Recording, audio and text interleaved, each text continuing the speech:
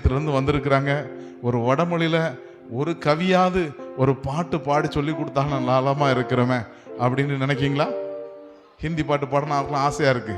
ஒரே ஒரு கவி, மேரி ஜிந்தகி கி, சொல்லுங்க, மேரி ஜிந்தகி கி ஹர் பரிசானி மே खुल जाता है आशा का द्वार.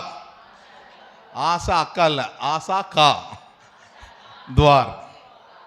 அப்போ என்னுடைய வாழ்க்கையில, இதோட தமிழ் அர்த்தம், என்னுடைய வாழ்க்கையில வரக்கூடிய ஒவ்வொரு பிரச்சனைகளிலும் புதிய வாசல்கள் என்ன செய்யுது? திறக்கிறது. அது என்ன வாசல்? நம்பிக்கையின் வாசல்கள். அதனால நான் பயப்பட மாட்டேன், நான் பின்வாங்க மாட்டேன், இயேசு என் கூட இருப்பதனால அப்படிங்கிற பாட்டு தான் இந்த பாட்டு. சரியா? சேர்ந்து பாடிடலாமா? मेरी जिंदगी की हर परेशानी में खुल जाता है आशा का द्वार. मेरी जिंदगी की हर परेशानी में खुल जाता है आशा का द्वार. कभी ना डरूंगा, कभी ना हटूंगा, चाहे जान भी देना पड़े. कभी ना डरूंगा, कभी ना हटूंगा, चाहे जान भी देना पड़े. प्रभु का धन्यवाद करूंगा, उसके संगति में सदा रहूंगा. साथ चलूंगा मैं, जरूर पाऊंगा. साथ चलूंगा मैं, जरूर पाऊंगा. यीशु का धन्यवाद करूंगा, यीशु का धन्यवाद करूंगा. அல்லேலூயா. உங்களுக்கு ஹிந்தி வராதுன்னு நினைச்சேன், வந்துட்டேன். நாங்க நிறைய ஹிந்தி பாட்டெல்லாம் பாடியிருக்கோம் அப்படிங்க இல்லையா? அல்லேலூயா. ஆண்டுடைய பரிசுத்தமுள்ள நாமம் மகிமைப்படுவதாக. இந்த உபவாச கூட்டம் எத்தனாவது? 232. பைபிள்ல 232வது வசனத்தை எடுத்து படியுங்கள்.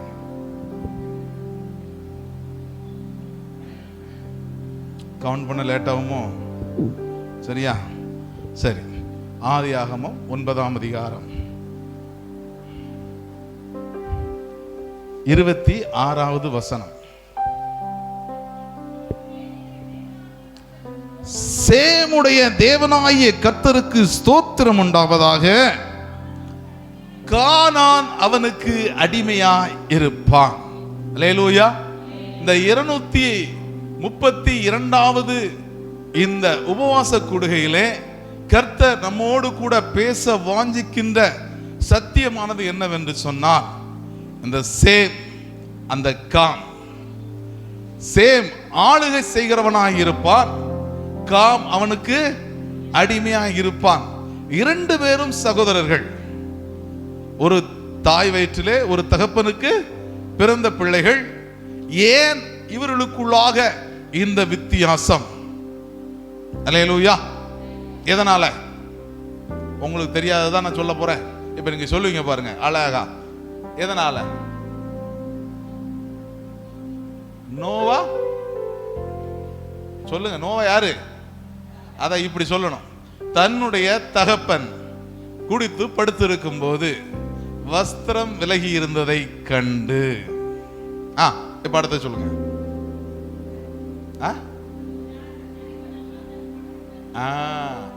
ஒருத்தன் என்ன பண்ணா? அதை அவமானப்படுத்தினான். இன்னொருத்தன் அந்த குறையை நிவர்த்தி செய்தான். அல்லேலூயா. இன்னைக்கு நம்முடைய வாழ்க்கையிலே ஒரு பெரிய கேள்வி முன்வைக்கப்படுகிறது. நாம் பிறருடைய குறைகளை பார்க்கிறோம். பிறருடைய குறைகள் நம் கண்களுக்கு தெரிகிறது. நல்லது. தப்பு செய்யாம ஒருத்தர் கூட என்ன செய்யல இருக்க முடியாது. ஏதாவது தவறு செய்வது மனிதனுடைய இயல்பு. தவறு இருக்கும். ஆனா அந்த அவர்கள் செய்யும் தவறை நாம் எவ்வாறு கையாளுகிறோம் என்பதில் தான் இருக்கு தேவனுடைய ஆசீர்வாதம். அல்லேலூயா. ஆமா, என்ன அப்படின்னா தவறு செய்கிற அந்த தவறை சம்பந்தப்பட்ட நபரிடம் நாம சுட்டி காட்டி அதை சரி பண்ண சொன்னோம்னா அதற்கு பேர் என்னது? அக்கறை. ஒரு தவறு, ஒரு குறை உள்ள ஒரு குற்றம் இருக்குது, அதை அவங்ககிட்ட சரி பண்ணிடுங்க அப்படின்னு அவங்ககிட்ட போய் சொல்லிட்டோம்னா அதுக்கு பேர் என்னது? அக்கறை.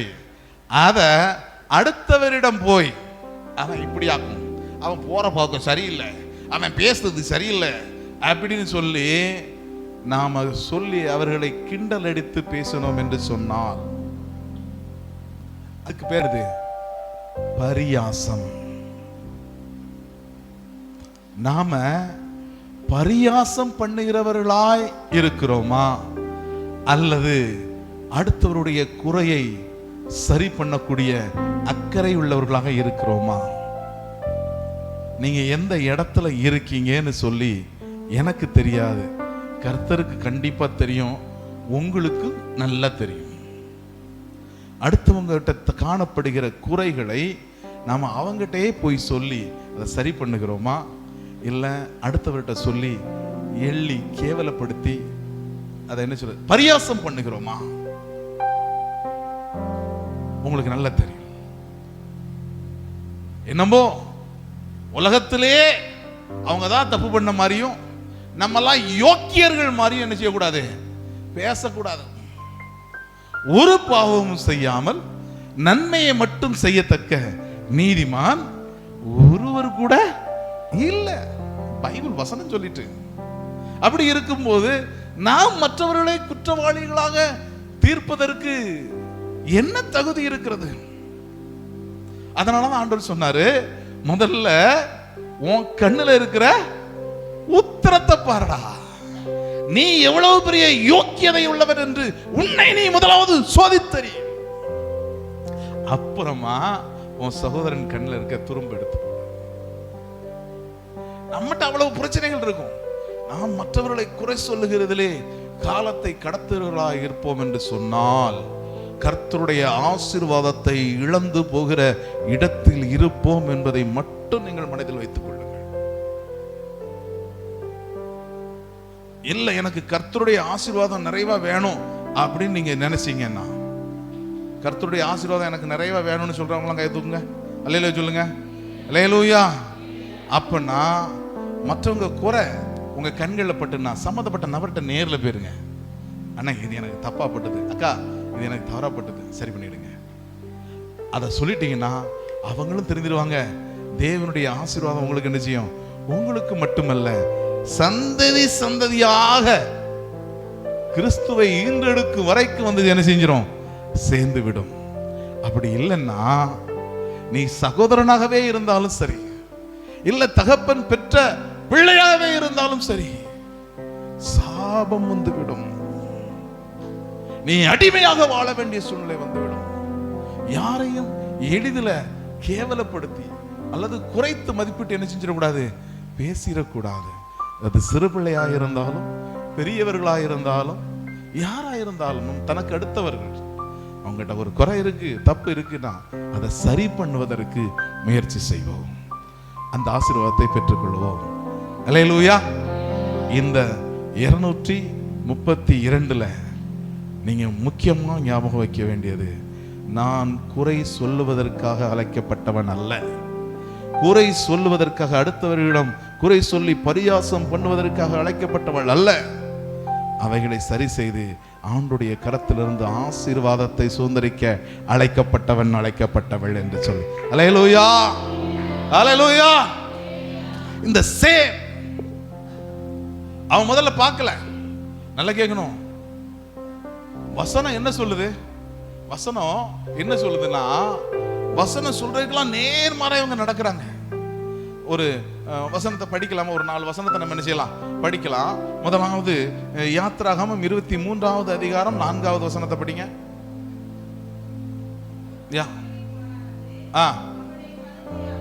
உன் சத்துருனுடைய மாடாவது அவனுடைய கழுதையாவது தப்பி போக கண்டால் அவைகளை திரும்ப அவனிடத்திற்கு கொண்டு போய் விடுவாயாக. அல்லேலூயா.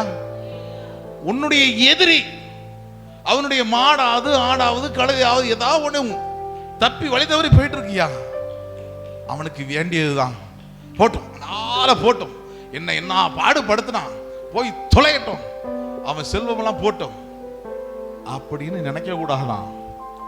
என்ன செய்யணுமா, அதை சேவ் பண்ணி அதை அவன்கிட்ட கொண்டு ஒப்படைக்கக்கூடிய ஒரு பெரிய பொறுப்பு நமக்கு உண்டு. அல்லேலூயா. நம்ம என்ன ஆவியை உள்ளவர்கள் இப்ப தெரியுதா? கிறிஸ்துவின் பிள்ளைகள் யார் என்பது இப்பொழுது தெரிகிறதா? அல்லேலூயா. ஆமா, அவ்வளவு பெரிய எதிரி. இன்னொரு வசனத்தை படிங்க, நீதிமொழிகள் 24வது அதிகாரம் 17வது வசனம். உன் சத்துரு விழும்போது சந்தோஷப்படாத, அவன் இடரும் போது உன் இருதயம் களி கூறாதிருப்பதாக. உன் சத்துரு இருக்கான்ல, உனக்கு விரோதமாய் செயல்படுகிறவர்கள் இருக்கிறாங்களா, அவன் விழுந்துட்டான்னா நீ என்ன செய்யாத, சந்தோஷப்படாத. இன்னைக்கு நிறைய பேர் சாட்சி சொல்லுவாங்க, எனக்கு விரோதமா செயல்பட்டான், அவனுக்கு அப்படி நடந்தது, இப்படி நடந்தது, எப்படி நடந்தது அப்படின்னு அதை மகிழ்ச்சிகரமாக என்ன செய்வாங்க, சொல்லுவாங்க. இல்லட்டா அதுல சந்தோஷம் உண்டாகும். ஆனா உண்மையிலேயே அதுல ஒரு பாரம் வரணும். அல்லேலூயா. ஆண்டவர் அறியாம இருக்கிறான், இதுல வேற இவ்வளவு விரோதமா செயல்பட்டு இருக்கிறான், அதுல வேற இப்படி விழுந்துட்டான, ஆண்டவரே அவன் ரசிக்கப்பட முடியாதுங்கிற பாரம் என்ன செய்யணும், உள்ள வரணுமே ஒழிய மகிழ்ச்சி வரவே கூடாது. அப்படி மகிழ்ச்சி வந்ததுன்னா நாம கிறிஸ்துவின் பிள்ளைகள் அல்ல. வசனம் தெளிவாய் சொல்லுகிறது, வசனம் தெளிவா சொல்லுது, உன் சத்துரு விழும்போது என்ன செஞ்சிடாத. அப்போ சத்துருவுக்கே அந்த நிலைமைன்னா நமக்கு அடுத்த நம்முடைய சகோதரன் என்ன இருக்குல்ல, நம்முடைய சகோதரன் அவன் விடுத்துட்டானா எப்படி உதவி செய்யணும், அவனுக்கு வேண்டியதா சொல்லாதுங்க, அவனுக்கு இன்னும் வேணும். சந்தோஷப்படாத, உன் இதயத்துல கூட என்ன செய்யக்கூடாது, களி கூறக்கூடாதுன்னு சொல்றாரு. மனசுக்குள்ள கூட அவனுக்கு வேண்டியது அப்படின்னு நினைச்சிடக்கூடாது, நீ நினைத்திடக்கூடாது. அப்படி நினைச்சிட்டேன்னா கிறிஸ்துவின் அன்பு உங்ககிட்ட இல்லை. இன்னும் நிறைய வசனத்தை நான் ரெஃபர் பண்ணி சொல்ல முடியும். இன்னொரு வசனத்தையும் படிங்களேன், அதே நீதிமொழிகள் 25ஆம் அதிகாரம் 21வது வசனம். உன் சத்துரு பசியாய் இருந்தா அவனுக்கு புசிக்க ஆகாரம் கொடு, அவன் தாகமாய் இருந்தால் குடிக்க தண்ணீர் கொடு. அல்லேலூயா. ஆமா, உன் சத்துரு பசியா இருக்காயா, அப்போ உன்ட சாப்பாடு இருக்குன்னா நீ போய் என்ன செய்ய, அவனுக்கு give the food, நல்ல சாப்பாடு கொடு. இன்னொரு மொழிபெயர்ப்புல சொல்லிருக்கு, அவனுக்கு குடிப்பதற்கு பானம் கொடு என்று சொல்லிருக்கு. பானம் என்னது, ஜூஸ். அல்லேலூயா. எனக்கே ஜூஸ் கிடைக்க மாட்டேங்குது. நீ சத்துருவுக்கு கொடு, உன் வீட்டுல ஜூஸுக்கு பஞ்சமே இருக்காது. அல்லேலூயா. நீ கொடு, உன்ட ஒன்னும் வற்றி போவாது. நம்மகிட்ட வற்றி போகுதுன்னா நம்ம கையை நீட்டி எதையுமே கொடுக்க மாட்டேங்கன்னு அர்த்தம். நம்ம ஊர்ல ஒரு பழமொழி சொல்லுவாங்க, இறைக்கிற கிணறு தான் இறைக்காத கிணறு. தெரிஞ்சு வச்சிருப்போம் ஆனா செய்ய மாட்டோம். இல்ல, இறைக்கிற கிணறு என்ன அர்த்தம் தெரியுமா, தண்ணி மண்டி அடியோட அள்ளிட்டு போகக்கூடிய அளவுக்கு என்ன செய்யணும், இறைக்க வேண்டும். அப்படின்னு என்ன அர்த்தம், என் அக்கௌண்ட்ல ஒரு பேலன்ஸ் கூட இல்லாம எல்லாத்தையும் எடுத்து கொடுக்கணும். அல்லேலூயா. யாருக்கு கொடுக்கணும்னா லிஸ்ட் அது பைபிள்ல இருக்கு, அதனை சொல்லக்கு நான் வரல, அது உங்களுக்கு ஆண்டவர் வெளிப்படுத்துவார். மற்றவருக்கு உதவி செய்யணும், அதான் அதுக்கு அர்த்தம். ஏழைக்கு இறங்குகிறவன், ஆமா, அந்த சிறியவர்களாகி எளியவர்களுக்கு எதை செய்தீர்களோ அதை எனக்கே செய்தீர்கள். கர்த்தருக்கு செய்யணும். அதை செய்யும் போது அள்ளி கொடுத்துட்டேன்னா அடுத்தால ஊறி வருகிறதெல்லாம் ஃப்ரெஷ் வாட்டர், பியூரிட்டா வரும், ரொம்ப பியூரிஃபையா வரும். ஆனா நமக்கு இருக்கட்டும், எனக்கு இருக்கட்டும் அப்படின்னு நினைச்சேன்னா, ஆமா, அந்த சாரி பார்த்து விதவை சொன்ன மாதிரி கொஞ்சோல மாவும் கொஞ்சோல எண்ணெயும் இருக்கு, நானும் என் பிள்ளையும் ஒரு ரொட்டியை சுட்டு தின்னுட்டு மண்டையை போட்டுடலான்னு இருக்கோம். நாம் மண்டையை போடுவதற்காக அழைக்கப்பட்டவர்கள் அல்ல. அல்லேலூயா. நம்முடைய தலையை உயர்த்தி சிங்காசனத்தில் அவரோடு கூட அமர செய்யும் ஆண்டவர் அருகாமையில் இருப்பதற்காக அழைக்கப்பட்டவர்கள். அல்லேலூயா, அல்லேலூயா. அந்த உணர்வு இல்லை நம்மகிட்ட. அது இருந்து நம்ம அள்ளி கொடுத்துருவான். சத்ருவா அவனுக்கு வேண்டியதான். யாரெல்லாம் சத்ருக்கு உதவி பண்ணிருக்கான், எனக்கு எதிரி அப்படி செயல்பட்டான், அவனுக்கு நான் உதவி பண்ணிருக்கேன் அப்படின்னு யாராவது சொல்ல முடியுமா? அவனுக்கு சாப்பாடு கொடுத்துருக்கேன் சொல்ல முடியுமா? நான் சொல்லுவேங்க.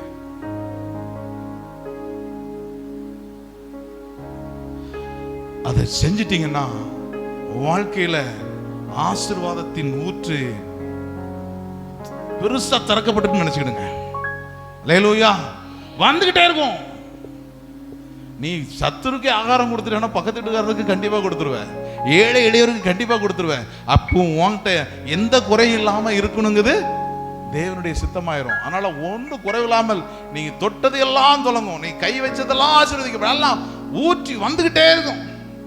இல்லை கொடுத்துட்டே இருக்க வேண்டியதான். கையை விரிவாய் திறங்குங்க. நம்ம வாயை விரிவாய் திறக்கிறோம். அதை வசனத்துல நன்மையினால் நிரப்புவா. நல்லது. வாயை திறக்க கூட யோசிக்காம ஜெப குறிப்பு சொன்னா ஒரு 2 நிமிஷம் பிரேக் அடிக்கி. யாராவது ஜெபம் பண்ண மாட்டாங்களா? அந்த அக்கா ஜெபம் பண்ண மாட்டாங்களா?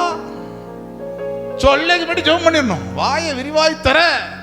கர்த்தரை தேடுவதற்கு, கர்த்தரை துதிப்பதற்கு, கர்த்தரிடம் விண்ணப்பம் செய்வதற்கு வாய் தர. எப்படி நன்மை நிரம்பும்? திறக்கும்ல. திறந்துட்டோம்னா நன்மை என்ன செய்யப்படும்? நிரம்பிடும். அல்லேலூயா. செய்யணும் செய்யணும் செய்யணும். சத்ரு பசியா இருந்தான், சாப்பாடு கொடுத்து அவனுக்கு தண்ணி கொடு. அடுத்தது இன்னும் இதெல்லாம் பழைய ஏற்பாடு. இப்ப புதிய ஏற்பாடு இயேசு என்ன சொல்லியிருக்காரு பாருங்க. 5ஆம் அதிகாரம் மத்தேயு 5:44. நான் உங்களுக்கு சொல்லுகிறேன். அல்லேலூயா சொல்லுங்க. அல்லேலூயா. உனக்கு எதிராக செயல்படுகிற எல்லாரையும் நீ என்ன செய்ய? சிநேகி, நேசி. உன் சத்துருக்களை சிநேகியுங்கள், உங்களை சபிக்கிறவர்களை ஆசீர்வதியுங்கள், உன்னை பகைக்கிறவர்களுக்கு நன்மை செய், உன்னை நிந்திக்கிறவர்களுக்காகவும் உங்களை துன்பப்படுத்துகிறவர்களுக்காகவும் ஜெபம் பண்ணுங்கள். எப்படி ஜெபம் பண்ணணும்? அவன் என்னை நிந்திக்கான், என்னை துன்பப்படுத்தான், ஆண்டவரே அவன் காலம் முறிச்சிடும். அப்படியா? நான் ஒரு நாள் ஜெபம் பண்ணேன். நான் அப்பதான் ரட்சிக்கப்பட்ட புதுசு மும்பை பட்டணத்துல ஒரு கம்பெனில வேலை செஞ்சுட்டு இருந்தேன். அப்ப அங்க வேலை செஞ்சிருந்த எனக்கு ஒரு மராட்டிக்கார பிள்ளை எனக்கு விரோதமாக எங்க ஓனர்கிட்ட போய் நிறைய போட்டு விட்டான். உடனே நான் எதுக்கு சண்டை போடக்கூடாது, வசனத்தின்படி வாழணுமா, அதனால அவன்கிட்ட சண்டை போடலை. அதனால நான் என்ன பண்ணேன், சர்ச்சில் போய் ஒரு ஜெபம் பண்ணேன்.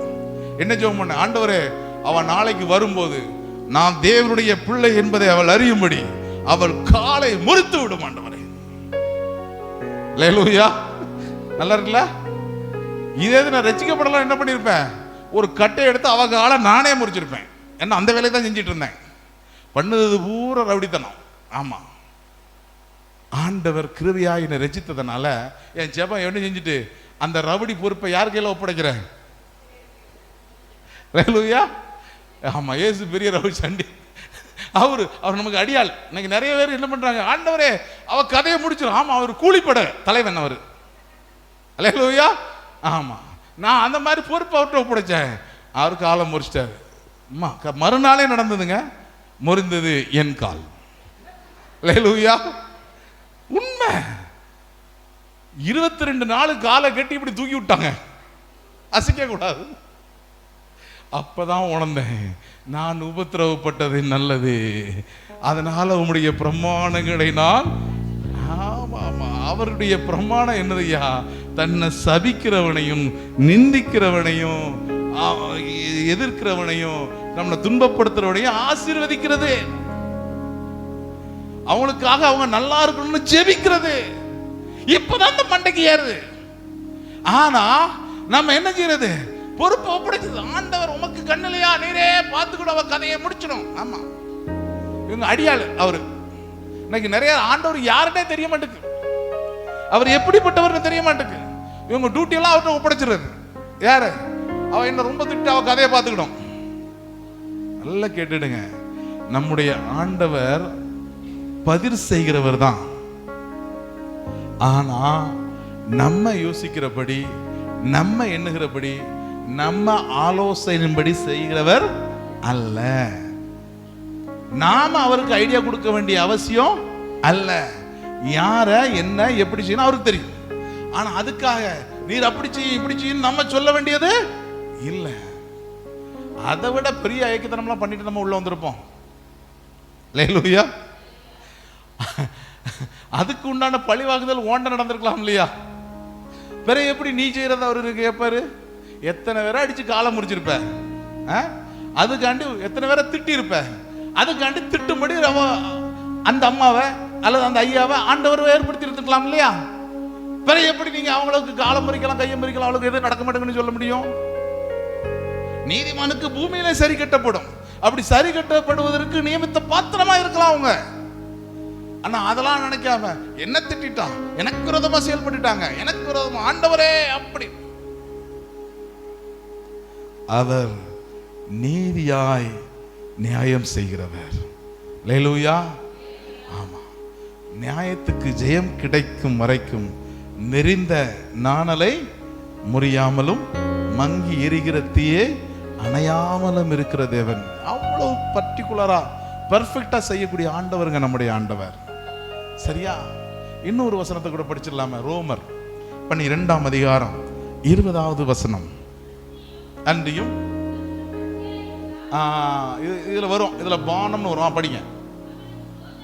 அவனுக்கு போஜனம் கொடு, அவன் தாகமா இருந்தால் அவனுக்கு ஜூஸ் வாங்கி குடியா. பானம்னா என்னது?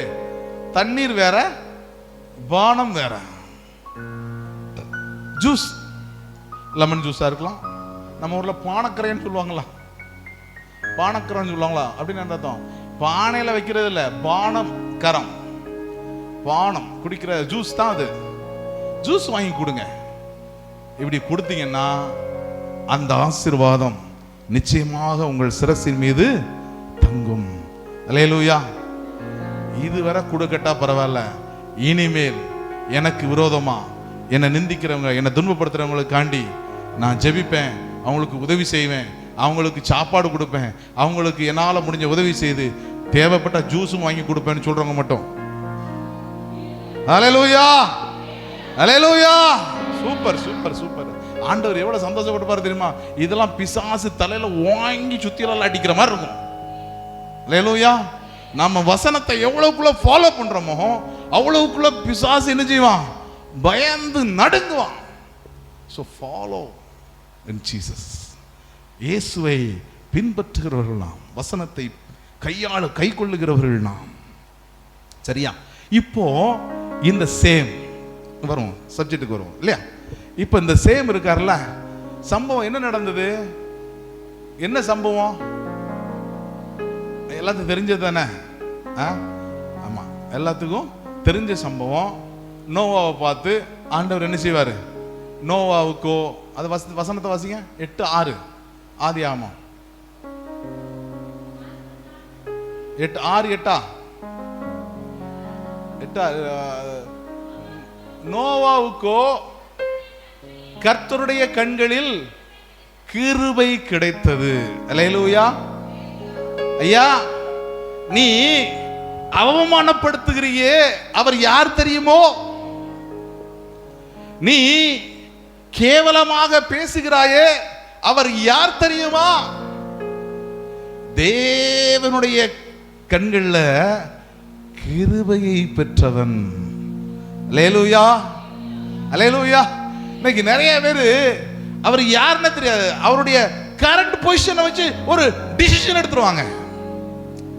அவன் எப்படியாப்பட்டவன், அவன் எப்பேற்பட்ட அழைப்பை பெற்றவன்லாம் பார்க்கறது கிடையாது. அவனுடைய தற்போதைய நிலைமையை பார்த்து உடனே ஒரு முடிவெடுத்து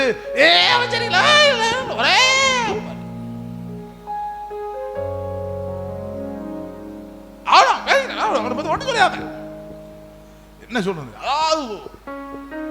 அவங்களுக்கு தான் கிருபையை பெற்றவனை கேவலமாக வந்து சொல்லுகிறாயே. அவன் கிருபையை மட்டுமா பெற்றான்? சொல்லுங்க, அவன் கிருபையை மட்டுமா பெற்றான்? பேசுகிற உன்னையும் தாண்டா பெற்றான். அல்லேலூயா. பேசுகிற உன்னை பெற்றவனே அவன் தான். உன்னை பெற்று வளர்த்து ஆளாக்கி பால் ஊட்டி தயிர் ஊட்டி மோர் ஊட்டி சீராட்டி பிள்ளைக்கு எந்த ஒரு பிரச்சனையும் வந்துடக்கூடாது என்று தேவனுடைய சமூகத்தில் இருந்து ஜெபித்து ஜெபித்து தேவனுடைய ஆலோசனைப்படி அழகா மொத்த குடும்பமும் தங்குவதற்கு வசதியா ஒரு பெரிய பிள்ளையை உண்டாக்குன. அப்பேற்பட்ட ஒரு மனுஷனை படக்குன்னு வந்து கேவலப்படுத்தி விட்டிய. அல்லேலூயா. அவ்வளவு உயர்ந்த ஒரு மனுஷனை இன்னைக்கு நோவா மட்டும் இல்லைன்னு வச்சுக்கிடுங்களேன். நோவாவுக்கு தானே கிருபை கிடைச்சது. ஏன் கர்த்தர் நினைச்சிருந்தா நோவாவும் அவனுடைய மனைவியும் தவிர மிச்ச எல்லாத்தையும் விரட்டி விட்டுருக்க முடியல. இவன் இப்படி பேசுவான்னு தெரிஞ்சு அவன் வேண்டாம்ப்பா, அவனை பேலக்குள்ள ஏத்தாத, நீ உன் மனைவி மட்டும் ஏறுங்க, உங்க மூலமா சந்ததி பெருட்டு ரெண்டாவது ஒரு ரீஜெனரேஷன் உருவாக்கி இருக்க முடியும்ல. ஆனா செய்யல. ஏன்னா நம்முடைய ஆண்டவர் குடும்பத்தை நேசிக்கிறவர். அல்லேலூயா. நம்ம ஆண்டவர் யாரு? குடும்பத்தை நேசிக்கிறவர். இன்னைக்கு நிறைய பேருக்கு குடும்பமா இருக்கு பேதி எடுக்கு. அல்லேலூயா. புரியலையா உங்களுக்கு? குடும்பமா சேர்ந்து இருக்கு அவங்களுக்கு நம்ம ஒரு பாசையில சொன்னா கொள்ள கொண்டு போகுது. ஆமா, நம்ம ஆண்டவர் குடும்பத்தை நேசிக்கிறவர். ஆனா குடும்பமா சேர்ந்து இருக்குன்னா இவங்களுக்கு எப்படியோ இருக்கு. அந்த கிழவி கூடயா இருக்கணும், அவர் புழு புழுத்துட்டே எல்லாம் இருப்பாரு. பேசாம நம்ம தனி குடித்தனம் பெறும். கூட்டு குடும்பமாக இருப்பவர்கள் கொடுத்து வைத்தவர்கள். அல்லேலூயா. கூடவே ஆடு மாடு மற்ற மிருக ஜீவன்களாம் சேர்த்து வளர்த்து அடைத்து ஒரே வீட்டுக்குள்ள வாழுகிறவர்கள் நோவாவின் சந்ததியை போல் வாழ்ந்து சுகித்திருப்பார்கள். புரியலையா உங்களுக்கு? இன்னைக்கு பிரச்சனை. நான் என்ன சொல்றேன், உன்னுடைய மாமியார் உன் மாமனார் உனக்கு இன்னைக்கு பிரச்சனையா இருந்தா நாளைக்கு உன் பிள்ளைக்கு வரக்கூடிய மனைவிக்கோ மருமகனுக்கோ மருமகளுக்கோ நீ யாரு? பிரச்சனை. உனக்கு அவங்க பிரச்சனைனா நாளைக்கு நீ அவங்களுக்கு பிரச்சனை. ரொம்ப கேர்ஃபுல்லா இருக்கணும். எல்லாத்துக்கும் தெரியும், ஆனாலும் தற்போதைய சொல்யூஷன் இப்போதைக்கு நிம்மதியா இருந்தா போதும். அவங்களை எங்கேயாவது கொண்டு விட்டுருவோம். வேண்டாம், செத்து தொலை. என் முன்னாடி பேசுறவங்க நிறைய பேர் கிறிஸ்தவ ஆட்கள். நான் யாருன்னு தெரியாது, இவர் இப்படி மைக்கெல்லாம் போய் சொல்லுவாருன்னு தெரியாது. அதனால என்ன பண்ணுவான், அந்த கிழவி செத்து தொலைய மாட்டேங்க, என் உயிரை வாங்குதான். நீனும் ஒரு நாள்ல கிளவி ஆக போறதானே செய்ய. நீ ஒரு நாள் கிளவி ஆவல்ல. குடும்பமா இருக்க உனக்கு என்ன செய்யுது? இன்னைக்கு குடும்பமா இருந்தீங்கன்னா இன்னைக்கு நிறைய பேருக்கு நிறைய காரியங்களை அவங்க என்ன செய்வாங்க, சொல்லி தருவாங்க. சரியா?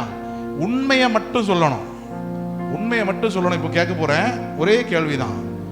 ஆட்டுக்கறி வைக்கும் போது அடுப்பங்கரையில் உள்ள ஜாமானை மட்டும் எடுத்து பயன்படுத்துவேன், மற்றபடி கடையில இருந்து பாக்கெட் மசாலா வாங்க மாட்டேன் அப்படின்னு சொல்லுத ஆட்கள் மட்டும் கை தூங்க பார்ப்போம். 1 2 3 அந்த சைடில் எத்தனை பேர் இருக்காங்க தெரியல. 3 பேர் இங்க கை தூக்குது. வேற எல்லாரும் என்னதுதான்? ஆமா, ஆட்சி சரியில்லைன்னா சக்தி வேங்கு, சக்தி சரியில்லைன்னா வேற யாராவது புத்தியை வேங்கு. உனக்கு முதல்ல புத்தி சரியில்லை. அல்லேலூயா. உங்களுக்கு தெரியுமா அந்த மசாலால என்னென்னலாம் கலப்படம் பண்றான்னு தெரியுமா? தெரியாது. ஆனாலும் அதை தான் போட்டு சாப்பிடுறோம். கேட்டா வீட்டு சாப்பாடு. என் புருஷனுக்கு நான் நாவுக்கு ருசியா வீட்டு சாப்பாடு பண்ணி கொடுங்க. எங்க இருந்து? கடையில் அரைச்சி வச்ச மசாலா வைக்கி வீட்டு சாப்பாடாம். ஹோட்டல்லையும் அந்த மசாலா தான் போடுவான், வீட்டுலையும் அந்த மசாலா தான் போடுதா. இதுல வீட்டுக்கும் ஹோட்டலுக்கும் என்ன வித்தியாசம்? கவனம் பிரியமானவர்களே.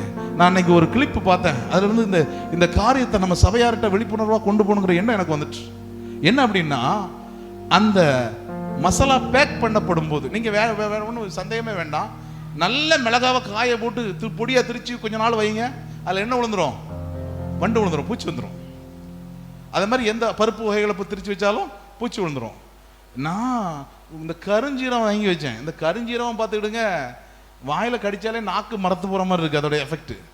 அதுக்குள்ளே என்ன செஞ்சிருது, பூச்சி வந்துடுது. ஆனால் இந்த பாக்கெட்டு பல மாசமாக தொங்குது, பல வருஷமாக தொங்குது, ஒரு பூச்சி கூட அதை திங்க மாட்டேங்குது. நீ தின்னா என்ன ஆவ? அதில் சோடியம் அது சம்திங், அது பேர் சொன்னாங்க, சோடியம் கார்போஹைட்ரேட் நைடு ஏதோ ஒரு, அது ஒரு கெமிக்கல் வந்து என்ன செய்தாங்க, ஆட் பண்ணுறாங்க. அது கேன்சர் செல்லை உருவாக்குகிறதாம். நெக்ஸ்ட், அந்த குழம்ப அடுத்த தடவை சூடாக்கும் போது இன்னும் பன்மடங்கு அந்த கேன்சர் வியாதி வரக்கூடிய அந்த தன்மை என்ன செய்தான், பெருக்கி உருவாக்கி விடுதான். நம்ம ஆட்களாம் எப்படி, சாம்பாரை மொத்தமாக வை, தூக்கி பிரிட்ஜில் வை, அப்பப்போ எடுத்து சூடு பண்ணி ஒயாம சாம்பார் வச்சா கறி வலிக்கும். வீட்டில் வேற என்ன வேலை, பிள்ளைகளுக்கும் புருஷனுக்கும் இல்லையா? கணவனுடைய சரீரத்துக்கு அதிகாரி யார் தான்? மனைவி. அவங்க உடம்புல உபாதைகள் வராத அளவுக்கு பாதுகாக்க வேண்டிய பொறுப்பு உன்னுடையதம்மா. நீ ஃப்ரிட்ஜுகளை வச்சு மற்ற தேவையில்லாத தவறான உணவு பழக்கத்தினால அவங்க சரீரத்தை கெடுத்துட்டா கணக்கு கர்த்தருக்கு நீ கொடுக்கணும். எதையோ ஒண்ண வச்சு 2 நாள் புளிக்க வச்ச சாப்பாடை கொடுத்து அதெல்லாம் குப்பை தொட்டிங்க. முன்னாடி அப்படி கிடையாது. முன்னாடிலாம் ஃப்ரிட்ஜ் கிடையாது. இப்போ ஒரு 40 வருஷத்துக்கு முன்னாடி எல்லார் வீட்லயும் ஃப்ரிட்ஜ் இருக்காது. ஏதாவது ஒரு சில ரேரா பணக்காரங்க வீட்டில் தான் இருக்கும். அவங்களுக்கு தான் வியாதி வரும், அவங்க தான் ஹாஸ்பிட்டலில் போய் செலவழிப்பாங்க. அல்லேலூயா. இப்போ எல்லாத்துக்கும் வியாதி வருது. ஏன்னா எல்லாருமே வியாதியை விலை கொடுத்து வீட்டில் வாங்கி கொண்டு வச்சிருக்கோம். எல்லாம் போச்சு. சரி, கம்மி அரைக்க தான் கஷ்டமா இருக்கு. அந்த மிக்சியில் அந்த மசாலாவை அள்ளி போட்டு அரைச்சி குழம்பு வச்சோன்னே 2 வத்தல், 2 சீரகம், ஒரு மஞ்சள் போட்டு சாம்பார் வைக்க தெரியாது. இன்னைக்கு பிள்ளைகளுக்கு தெரியாது. சாம்பார் வைக்கிறதுக்கு என்னென்ன மசாலா சேர்க்கணும்னு தெரியாது. பருப்பு குழம்புக்கு என்ன வைக்கணும்னு தெரியாது. ஆமா, சும்மா நம்ம ஆளுக்கு வெறும் தேங்காய் சீரகத்தை நச்சு போட்டு கூட்டு வைப்பாங்க, அவ்வளோ டேஸ்டா இருக்கும். இன்னைக்கு அவியலுக்கு தனி மசாலா வாங்கிட்டு வா, சப்ஜி மசாலா வாங்கிட்டு வா, போடு, தின்னுட்டு சாவு சீக்கிரமா. எதுக்கு? குடும்பத்தை கவனிக்க வேண்டிய பொறுப்பு குடும்ப தலைவர்களுக்கு உண்டுங்க. நோவா அதில் பர்ஃபெக்டாக இருந்தான். அதனால எனக்கு அன்பான சகோதரர்களே, நீங்களாம் நோவா ஸ்தானத்தில் இருக்கீங்க. இனிமேல் குடும்பத்தில் யாருக்காவது பிரச்சனைக்கு வரக்கூடிய அந்த மசாலா பொருட்களை வீடுகளுக்கு வாங்கி தராதிருப்பீர்களாக. நல்ல ஃப்ரெஷ்ஷான மிளகா, மிளவத்தல், நல்ல மிளகு இப்படின்னு முழுசாக வாங்கி கொடுத்து, உன்னால் முடிஞ்சது டேஸ்ட் கம்மியாக இருந்தாலும் பரவாயில்ல அப்படி அரைச்சி கொடு, அப்படி டேஸ்ட்டாக வைக்க. ஆனால் அன்னைக்கெல்லாம் டேஸ்ட்டாக தானே வச்சாங்க. அந்த டேஸ்ட் இன்னைக்கு வராது. அந்த டேஸ்ட் இன்னைக்கு வராது. அப்போ குடும்பமா எங்கள் அம்மா என்ன அழகா சமைச்சு வச்சிருக்காங்க, எங்கள் அப்பா இல்லை. குடும்பமா வாழக்கூடிய அந்த ஐக்கியம், அந்த சந்தோஷம் இல்லையா? உள்ள யார் வந்துட்டா? குடும்பத்துக்குள்ள வியாபாரம் வந்துட்டு. ஆமா, குடும்பத்துக்குள்ள வேற 3வது நபர் உள்ள வந்துட்டாங்க. நாம கைனால எடுத்து நாம அரைச்சி நம்ம கைப்பக்குவோம். இந்த கைப்பக்குவம் இதெல்லாம் யார் சொல்லி தருவா? நான் எதுக்கு சொல்ல வரேன்னு உங்களுக்கு புரியுதா? யார் சொல்லி தருவா? அன்னைக்கு மசாலா எடுத்து அரைச்சவங்களுக்கு தான் எவ்வளவு மிளகு எடுக்கணும், எவ்வளவு சீரகம் எடுக்கணும். ஆமா, இன்னைக்கு ஆட்களை எடுக்க சொன்னா இவ்வளவுக்கான மசாலா மிளகாவை எடுத்து அரைச்சிட்டான்னா செத்தான். எத்தனை வத்தல் வைக்குது அவன்கிட்ட தான் கேட்கணும். இப்போ இவங்களுக்கு கேட்க விருப்பம் இல்லையே. அன்னைக்கு ஒரு சகோதரி அப்பர் குளத்தில் சொன்னாங்க, என்ன யூடியூப் இருக்கலானே. உடனே அவன் மாப்பிள்ள அவ யூடியூப்பை பார்த்து என்ன குப்பை தொட்டி ஆக்கி வச்சிருக்கா பாருங்க.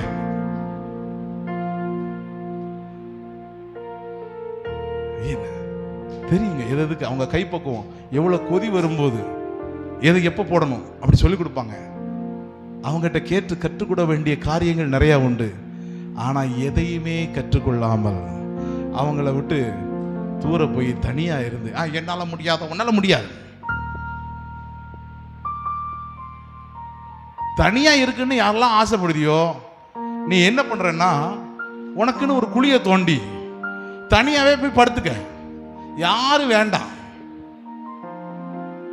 உன்னை தூக்கி சமைக்க 4 பேர் வேணும்ல, எனக்கு யாரும் வேண்டாம், நான் தனியா இருக்க போறேன். Be careful. தனியா இருக்க போறேன், தனிமையில போறேன்னாலே பிசாசு உள்ள வந்துட்டான்னு அர்த்தம். அல்லேலூயா. ஏண்டா வசனம் என்ன சொல்லுது? மனுஷன் தனிமையா இருப்பது நல்லதல்ல.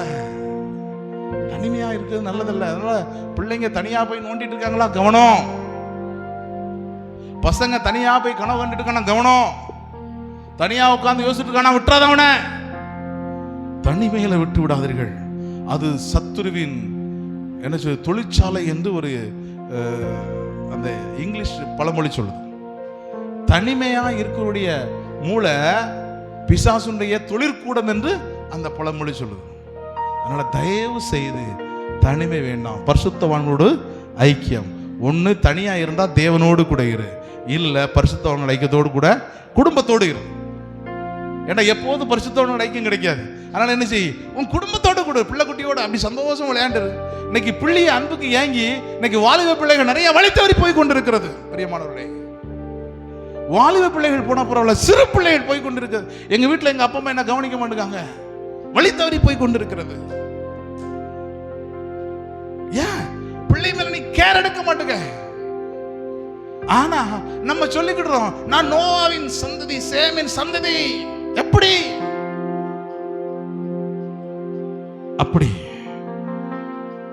அந்த பேர்பட்ட ஒரு மனுஷன், தேவனோடு சஞ்சரித்துக் கொண்டிருந்த மனுஷன், தேவனுடைய கண்களில் கிருபையை பெற்ற ஒரு மனுஷன், இரவு பகல் பாராமல் 120 வருடம் நற்செய்தியை அறிவித்த ஒரு மனுஷன், தான் குடும்பத்தாரோடு கூட நல்லா இருக்குன்னு சொல்லி ஒரு பேழை எல்லாம் கர்த்தர் சொன்ன ஆலோசனைப்படி உண்டாக்கி எல்லாரும் கேவலமா பேசிட்டு இருக்காங்க. இந்த கேவலமா பேசுற வார்த்தை எங்க உள்ளது தெரியுமோ? சங்கீதம் 1 படிங்க, சொல்லுங்க. பரியாசக்காரர், அதை அண்டர்லைன் பண்ணிடுங்க. பரியாசக்காரர் உட்காரும் இடத்தில் உட்காராமல். ஆனா நம்மளே எப்படி இருக்கோம்? பரியாசம் பண்ணிட்டு இருக்கோம், மற்றவர்களை கேவலமாய் பேசி கொண்டிருக்கிறோம். அப்ப நீ உட்கார்ந்த இடத்துல என்ன செய்ய முடியாது? கர்த்தரால இருக்க முடியாது. நான் கர்த்தர் கூட இருக்கேன்னு சொல்லிட்டு மற்றவர்களை அவமானப்படுத்தி பேசுவாய் என்று சொன்னால், மற்றவருடைய உருவ அமைப்பையோ, மற்றவருடைய கல்வி காரியங்களையோ, மற்றவருடைய பேச்சு துறையோ, மற்றவருடைய குறைகளையோ நீ அவமானமாக கேவலமாக கேவலப்படுத்துவாய், பரியாசம் செய்வாய் என்றா உன் கூட கர்த்தர் இல்லை, நீ தேவனோடு இல்லை. நீ தேவனால் பிறந்தவன் அல்ல, நீ தேவனால் பிறந்தவள் அல்ல. என்ன, தேவனால் பிறந்த எவனும் பாவம் செய்ய மாட்டான். பாவம் என்னது? வசனத்தை மீறுகிறதே பாவம். சகோதரன் மேல அன்பு செலுத்தணும், எதிரியை நேசிக்கணும், அவன் விழும்போது மகிழ்ச்சியை கூட கூடாது. மோர் தென் வசனம் இருக்குது, அதை மீறின அது பாவம். அந்த உணர்வு இல்லை. இந்த காம், சேம் காம் யாப்பேத் அல்ல, இந்த காம் அப்பா நிர்வாணமா இருக்கிறப்பா, அதுவரை அப்படி ஒரு சூழ்நிலை இல்லை. ஏன்டா அங்கே தண்ணி வந்துட்டு, சூரியன் வந்துட்டு, இப்போ ரெண்டுக்கு இடையில ஆவியாகுதல் நடக்கும். இப்போ இடையில உள்ள காரியங்கள் நிச்சயம் நொதிக்கும் தன்மை அதிகரிக்கும். அதனால புளிப்பு ஏறிட்டு அவனுக்கு தெரியாது, அதில் போதவர்னு தெரியாது. அவன் குடிச்சிட்டு அவன் நீதிமானுங்க. நோவாவை குறித்து தவறா சொல்லலை, அவன் நீதிமான், அவன் சன்மான்கன், கிருபையை பெற்றவன். அவன் படுத்துட்டாயா, ஏதோ நடந்து போச்சு. நான் என்ன பண்ணிருக்கணும் பார்த்தோன்னா, ஐயோ அப்பா இப்படி படுத்துருக்காருன்னு சொல்லி மூடி போட்டு, ஏட்டா அப்பா எப்பா லூஸ் அப்பா எந்திரி ஒழுங்கா ட்ரெஸ் போடு அப்படியா சொல்லிருக்கணும் இல்லையா? ஆனா நம்ம அப்பாவுடைய குறைகளை, வீட்டுக்காரருடைய குறைகளை ஒப்பாரி வச்சு பக்கத்து வீட்டிலலாம் பழக்கம் விடுறது, கண்டவட்டெல்லாம் சொல்றது. அந்த குறைக்காக செவியுங்கள், சம்பந்தப்பட்ட நபர்களிடமே கூறி அவருடைய குறைகளை சரி பண்ணுங்கள். அல்லேலூயா, புரிஞ்சுட்டா? அப்படி சரி பண்ணிட்டீங்கன்னா பயங்கரமான ஆசீர்வாதம். அதை விட்டுட்டு அவன் கிடக்கான் குடிக்காரப்ப, அவன் ஒரு இலக்காக வேண்டாம், அவன் அப்படியாக்கும் அப்படின்னு நீ சொல்லி பரியாசம் பண்ணிட்ட. சங்கீதம் 1 3வது வரக்கூடிய நபர் நீ தான். வசனத்தை ஃபாலோ பண்ற யாரும் உங்ககிட்ட உட்காரக்கூடாது. கர்த்தரை விசுவாசிக்கிற யாரும் முடியாது, உட்கார முடியாது. வசனம் தான் ஆண்டவர், உட்கார முடியாது, தூரம். இவன் என்ன பண்ணிட்டான்? பரியாசம் பண்ணிட்டான். எதனால பரியாசம் வந்தது இவனுக்கு? ஏன்னா அந்த நோவா குடும்பம் இருக்கு பார்த்தீங்களா, அது ஒரு சூப்பரான குடும்பம் இல்லையா? நோவாவோட தாத்தா பேர் என்ன பேரு? ஆதியாகமம் 5ஆம் அதிகாரத்தை எடுத்து வச்சுக்கிடுங்க. அதில் நோவாவோட தாத்தா பேர் மெத்துசலான்னு இருக்கும். சரியா? மெத்துசலாவுக்கு அப்பா யாரு? ஏனோக். அவர் யாரு? தேவனோடு எப்படி ஒரு பக்தி உள்ள குடும்பம்னு பாருங்க. குடும்பமா ஆண்டருக்கு பயந்து. ஏனோக்கு தேவனோடு சஞ்சரிச்சிட்டு இருக்கிறாப்புல. இந்த ஏனோக்கு ஒரு தீர்க்கதரிசி, தேவனுடைய ஊழியக்காரர். அவர் தன் பிள்ளைக்கு ஒரு பேர் வைக்கிறார். என்னது பேரு? மெத்துசலா. மெத்துசலா அப்படிங்கிற பேருக்கு என்ன அர்த்தம்? இவன் மரிக்கும் போது சம்பவிக்கும், இவன் மரிக்கும் போது அது நடக்கும். எது? உலகத்தின் அழிவு அப்படின்னு அதுக்கு அர்த்தம். இவன் மரிக்கும் போது சம்பவிக்கும் உலகத்தின் அழிவு, அப்படி அதான் அவன் பேரே. இப்போ இந்த பேரை சொல்லி மற்றவங்க கூப்பிடும் போது இவனுக்கு எப்படி இருந்திருக்கும்? இல்லை இவன் சாகும்போது உலகளி மாமலை, இல்லை இவன் சாகும்போது உலகளி மாமலை, அவ்வளோ கேவலமாக பேசியிருப்பாங்க. யார் எள்ளி நகையாடினாலும் என்ன கேவலப்படுத்தினாலும் அதை தாங்கி கொண்டு அவனும் குடும்பத்தோடு. இன்னைக்கு யாராவது கேவலமாக ஏதாவது பேசிட்டாங்க, ஏதாவது குறை சொல்லிட்டாங்கன்னா உடனே இவனுடைய முடிவு செத்து வரணும், இருக்கக்கூடாது. Be careful. தற்கொலை எண்ணம் பிசாசினுடைய எண்ணம். தற்கொலை எண்ணம் உள்ள வந்துட்டு பிசாசு உள்ள வந்துட்டான்னு அர்த்தம். அதனால தற்கொலை எண்ணம் இருக்கக்கூடாது, செத்து போயிடணும் நினைப்பு உள்ள வந்துட்டுனா உங்களை பிசாசு வந்துட்டான்னு அர்த்தம். அதனால அப்பேற்பட்ட எண்ணம் வந்த உடனே சொல்லுங்க, சீ அப்பால போ சாத்தானே, என்கிட்ட வராத அப்படி சொல்லிடணும். அந்த எண்ணமே வரக்கூடாது, அந்த எண்ணமே வரக்கூடாது. நீங்கள் நிறைய பேர் என்ன அவமானப்படுத்திட்டு அப்படி சொல்லி தற்கொலை பண்ணியிருந்தாங்க. ஸ்கூலில் பிள்ளைங்க என்ன கேவலப்படுத்திட்டாங்க, ஏதாவது திருடி செத்துறது, தூக்கில் தூங்கிறது, அப்படியே செத்துருக்காங்க பிள்ளைங்க. எத்தனை பத்திரிகைகள் அந்த செய்தியை நம்ம பார்க்குறோம். அப்படி எண்ணமே வரக்கூடாது. யார் எவ்வளவு கேவலமாக பேசினாலும் அவங்க முன்னிலையில் அவன் கல்யாணம் முடிஞ்சு அவனுக்கு ஒரு பிள்ளை பிறகுது, லாமேக்கு. அடுத்தது அவனுக்கு ஒரு குழந்தை பிறகுது. அவன் பேர் என்ன பேரு? நோவா. இப்போ நோவாவுக்கு தான் கர்த்தர் சொல்றார், பூமி அழிக்க போறேன், எல்லாம் ரெடி பண்ணு. இப்போ ஜலப்பிரளயம் பூமியில் வரும்போது நோவாவுக்கு எத்தனை வயசு? எத்தனை வயசு? 600 வயசு. நோவாவுக்கு 600 வயசாகும் போது அவன் தாத்தாவாகிய மெத்துசலாக்கு எத்தனை வயசு? நல்ல கணக்கு போட்டு பார்த்தீங்கன்னா தெரியும், 969 வயசு. ஆண்டுடைய வார்த்தை சொன்ன மாதிரி நிறைவேறும். அல்லேலூயா. அவன் சாகும்போது பூமி அழியுன்னா அது அப்படியே அழியுது. இப்போ இதுல பிரச்சனை என்னன்னா, ஊருக்காரன் பூரா மெத்துசலா கிண்டல் பண்ணிட்டு இருக்கான், லாமேக்கு கிண்டல் பண்ணிட்டு. இப்போ நோவா மெத்துசலா ஏனோக்கு பிரச்சாரம் பண்றான். 1000 தூதர்களோடு கூட கர்த்தர் வரப்போகிறார் என்று அவன் முன்னறிவித்தான்னு சொல்லி வசனம் இருக்குது, யூதால இருக்குது. அதே போல இவனும் நோவாவை என்ன செய்யறாப்ல? பிரசங்கம் பண்றாரு. மழை வரப்போகுது, பூமி அழிய போகுது, பேழையை உண்டு பண்ணுங்க, பேழையை உடுக்க, உங்களை பாதுகாத்துடுங்க, மீட்பின் வழியை கூறுகிறார். மீட்பின் வழியை 100-120 வருஷம் கூறிட்டு இருக்கிறான். கேட்க மாட்டேங்காங்க ஜனங்கள். ஆனா இவன் செய்ய வேண்டியெல்லாம் செஞ்சுட்டு இருக்கிறான். எல்லாரும் எப்படி பரியாசம் பண்ணுகிறார் தெரியுமா? இல்ல இவன் புள்ளு தாத்தா இருக்காருல்ல, அவனும் ஒரு லூஸ், அவனும் இப்படிதான். இவன் சாகும்போது பூமி அழிஞ்சிடும், அவன் பிள்ளைக்கு அதையே பேரா வச்சுட்டு போயிட்டான். அவன் பிள்ளை அந்த அவமானம் கூட இல்லாம அவன் அன்னைக்கே செத்துருக்கணும். அந்த அவமானம் கூட இல்லாம இன்னும் பாரு எல்லாரும் செத்துட்டு இருக்கான். அவன் கண்ணு முன்னாடி இவன் மட்டும் உயிரோட இருந்துகிட்டு இருக்கான். அவனையும் கிண்டல் பண்றான். இப்போ இவன் பேரை வந்துட்டால, இவனு சொல்லிட்டுதான் இது இந்த குடும்பத்துக்கே உள்ள வியாதி. அல்லேலூயா. எது? ஆமா, மக்களுக்கு நல்லது செய்கிறது, மக்களை காப்பாற்றும்படி அவர்களை எச்சரிக்கிறது, பாதுகாப்பா இருக்கும்படி அவர்களுக்கு நற்செய்தி சொல்வது வியாதி. குடும்பத்துக்கே உள்ள வியாதி அப்படின்னு கிண்டல் பண்ணுகிறார். இந்த உலகம்தான் யாருக்குள்ள வந்துட்டு, அந்த ஊருக்குள்ள இருந்த யாருக்குள்ள வந்துட்டு, காமுக்குள்ள வந்துட்டு. அல்லேலூயா. நல்லா கேட்டுக்கிடணும். உலகம் உனக்குள்ள வந்துட்டுனா உன் கதையை முடிச்சுட்டு. அல்லேலூயா. உலகத்தான் செய்கிற மாதிரி செய்வதற்கு நான் அழைக்கப்பட்டவன் அல்ல, அழைக்கப்பட்டவள் அல்ல. அவங்க செய்யலாம், ஆனா நீ எப்படி செய்யக்கூடாது. ஃபார் எக்ஸாம்பிள் ஒரு சம்பவம் சொல்லிடுறேன். பெலிஸ்தீர் தேசத்திலிருந்து உடன்படிக்கை பெட்டிய அனுப்பி விட்டாங்க. எப்படி வந்தது சொல்லுங்களேன். பெலிஸ்தியால இருந்து உடன்படிக்கை பெட்டி பிடிபட்டு போகுது. சரியா? சத்தமா சொல்லுங்க. அந்த அக்காவுக்கு ஒரு கை தட்டுங்க. மாட்டு வண்டியில வந்தது. கையை தட்டுங்க.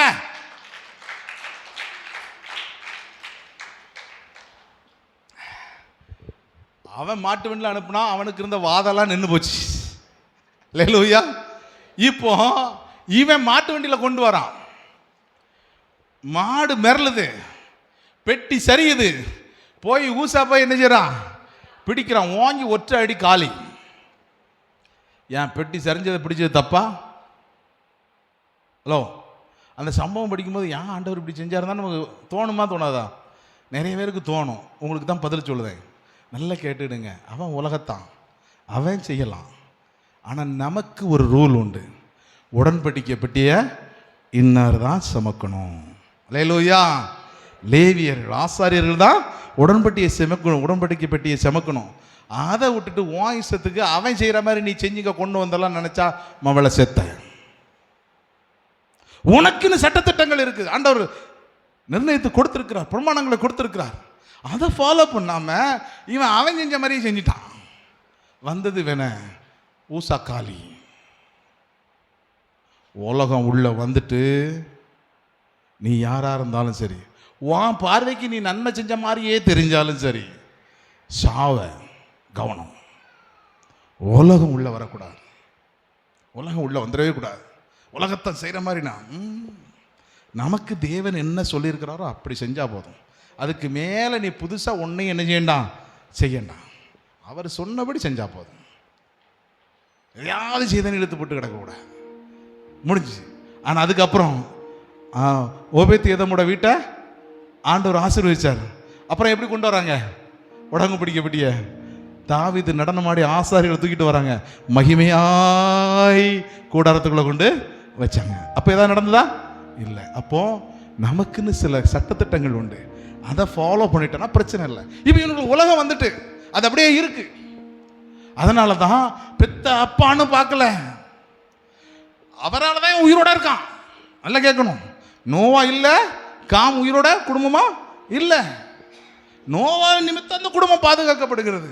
இன்னைக்கு உன் நிமித்தம் உன்னுடைய குடும்பம் பாதுகாக்கப்படணும். ஐயா, நீ அப்படி தேவனோடு கூட சஞ்சரிக்கிற மனுஷனாய் இருக்க வேண்டும், இருக்க வேண்டும். அவன் நிமித்தம் பாதுகாக்கப்பட்டது. அது தெரியாம அவனும் கிண்டல் பண்ண மாதிரி இவனும் கிண்டல் பண்ணா சாபம் வந்தது. கடைசியா ஒரு வசனத்தை படிக்கலாம். மத்தேயு 24ஆம் அதிகாரம் 37வது வசனம். சீக்கிரம். நோவாவின் காலத்தில் எப்படி நடந்ததோ அப்படியே மனுஷகுமாரன் வரும் காலத்திலும் நடக்கும். இப்போ நோவாவின் காலத்தில் எப்படி நடந்தது சொல்லுங்க. நோவின் காலத்தில் என்ன நடந்தது? சத்தமா ஜலப்பிரளயம் வந்தது. நீங்க சொல்லுங்க, நோவா காலத்தில் வேற என்ன நடந்தது? நோவா காலத்தில் என்ன நடந்தது?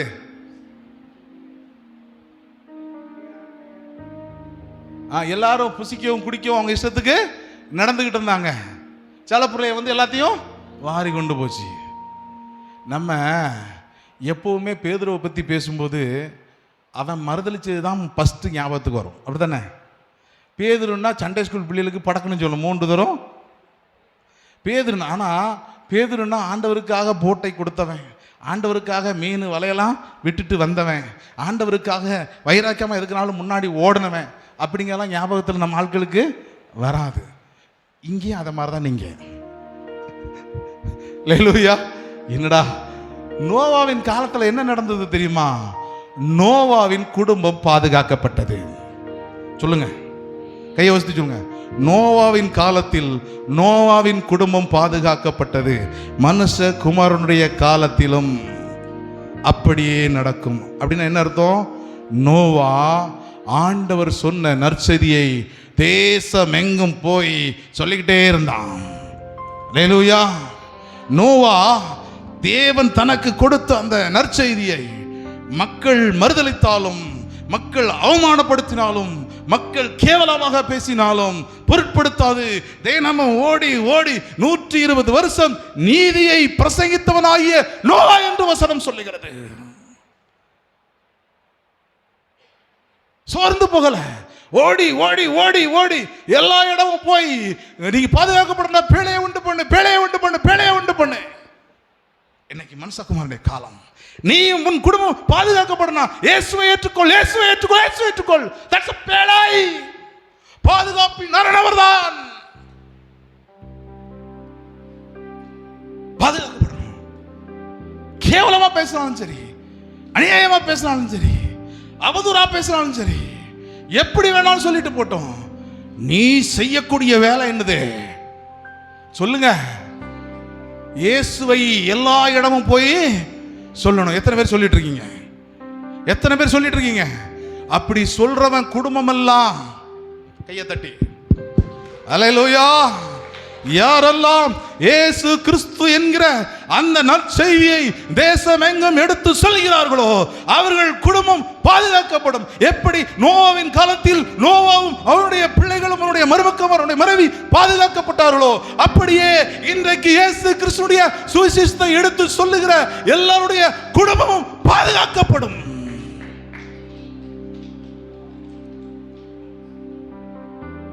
அழிவை பார்க்காதங்க, புதிய ஜெனரேஷனை பாருங்க. நான் பாதுகாக்கப்படுகிறவன், எல்லாரும் பாதுகாக்கப்பட வேண்டும் என்று பாடுபட வேண்டும். அதான் சொல்லியிருக்கு. யோவான் சாணம் காலம் முதல் பரலோக ராஜ்யம் பலவந்தம் பண்ணப்படுகிறது, பலவந்தம் பண்ணுகிறவர்கள் அதை பெற்றுக்கொள்வார்கள். யாரெல்லாம் ரெடியா இருக்கா? யாரெல்லாம் புரியுது? நான் சொன்ன வார்த்தை புரியுதா? நான் நோவாவாக மாற ரெடியா இருக்கிறேன். அப்படின்னு என்ன அர்த்தம்? நோவா நற்செய்தி அறிவித்தது போல நானும் என் பகுதி எல்லா இடமும் போய் அவன் கேட்டாலும் சரி கேட்கட்டாலும் சரி, அவன் என்னை விரட்டி அடித்தாலும் சரி, நான் போய் நற்செய்தியை சொல்ல போகிறேன். இந்த சபையை நிரப்ப போகிறேன். என் ஊரில் உள்ள சபையை நிரப்ப போகிறேன். எங்கள் இடங்கள்லாம் ஆலயம் இல்லாமல் இருக்கிறதோ அந்த இடங்களெல்லாம் புதிய ஆலயங்களை நிறுவப் போகிறேன் என்று சொல்கிறவங்களா எதிர்ச்சுங்க. Jesus Jesus Jesus. நான் இப்பொழுது ஆண்டவரே, நான் உம்முடைய பணியை செய்யும்படியாய் என்னால் முடிஞ்ச அளவுக்கு என் கூட படிக்கிறவங்களுக்கு, என் கூட வேலை செய்கிறவங்களுக்கு, என்னோடு கூட பணியாற்றுகிறவர்களுக்கு, என் ஊர்ல என் அக்கம் பக்கத்தில் என் உறவினர்களுக்கு என்னால் முடிஞ்ச வர நோவா செய்தது போல நானும் நற்செய்தி அறிவிக்கும்படியாய் இயேசுவை கொண்டு செல்வதற்காக நோவா எப்படி பாதுகாக்கப்பட்டானோ அதே போல பாதுகாக்கப்பட்டிருக்கிற நான் அந்த இயேசுவை நற்செய்தியாய் எல்லாருக்கும் அறிவிக்கும் ஒரு பெரிய பொறுப்பு என் தலையில் மேல் இருக்கிறது. ஆண்டவரே, அந்த பொறுப்பை சுமந்து எல்லா இடமும் கொண்டு சேர்த்து எனக்கு உதவி செய்யும், எனக்கு உதவி செய்யும். எப்படியாயிரும் சிலரை ரட்சிக்கும்படி நான் எல்லாருக்கும் எல்லாவும் ஆனேன் என்று பவுல் சொன்னாரே, அதே போல ஆண்டவரே எப்படியாயினும் சிலரை ரட்சிக்கும்படி நான் எல்லாருக்கும் எல்லாம் ஆகணும். ஆண்டவரே, நான் எல்லாருக்கும் எல்லாம் ஆகணும்.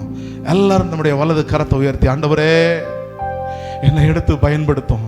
என்ன அந்த சத்தியம் சொல்லுகிறது, நோவாவின் காலத்தில் நடந்தது போல மனுஷகுமாரனுடைய காலத்திலும் நடக்கும். நோவாவும் அவனுடைய குடும்பத்தாரும் பாதுகாக்கப்பட்டார்கள். காரணம், நோவா நற்செய்தியை அறிவித்தான். ஆண்டவரே, நாங்களும் நற்செய்தியை அறிவித்தால் நாங்களும் எங்களுடைய குடும்பமும் பாதுகாக்கப்படும் என்பது இதிலிருந்து திண்ணமாய் தருகிறது. ஆண்டவரே, உம்முடைய நற்செய்தியை அறிவிக்க தேவனாகிய கர்த்தர் எங்களுக்கு பலன் மேல் பலன் அளிப்பீராக, கிருபையின் மேல் கிருபை கொடுப்பீராக. உம்முடைய கிருபை நோவாவுக்கு கிடைத்தது போல எங்களுக்கும் கிடைத்திருக்கிற தயவுக்காக நன்றி. நாம் எல்லாரும் தேவனால் கிருபையின் மேல் கிருபையை பெற்றுள்ளோம் என்று வசனம் சொல்லுகிறது. அந்த கிருபையை பெற்றவர்களாக ஆண்டவரே எப்பொழுது கடந்து சொல்லுகிறோம். எங்கள் அக்கம் பக்கம் அகலம் முகலம் எல்லாவற்றையும் ஆதாயப்படுத்திக் கொள்ள அவர்களுக்கு என் ஆண்டவரே உம்மை சேர்க்க கிருபை தாரும். உண்மையாய் தங்கள் உள்ளத்தின் ஆழத்திலிருந்து ஒப்புக்கொடுத்து புறப்பட்டு சொல்லுகிற ஒவ்வொருவரையும் கர்த்தர் ஆசீர்வதித்து கரம் பிடித்து நடத்துவீராக. பிள்ளைகள் போகிற இடமெல்லாம் சத்துருவின் கோட்டைகள் நிர்மலமாகட்டும். அற்புதங்கள் அதிசயங்கள் நடக்கட்டும். பிள்ளைகள் யார் யாருக்கெல்லாம் ஜெபிக்கிறார்களோ அங்கே அற்புத விடுதலை உண்டாவதாக இயேசுவின் நாமத்தினாலே. ஒரு பெரிய எழுப்புதல் உண்டாகட்டும். புதிய புதிய சபைகள் நிறுவப்படட்டும். காலியாயிருக்கிற சபைகள் நிரம்பட்டும் இயேசுவின் நாமத்தினாலே. அற்புதங்களை செய்யும், அதிசயங்களை செய்யும். தாழ்த்தி திருக்கிறோம், தருகிறோம். இரட்சகர் இயேசு கிறிஸ்துவின் மூலமே வேண்டி ஜெபிக்கிறோம் நல்ல ஆண்டவரே. ஆமென், ஆமென்.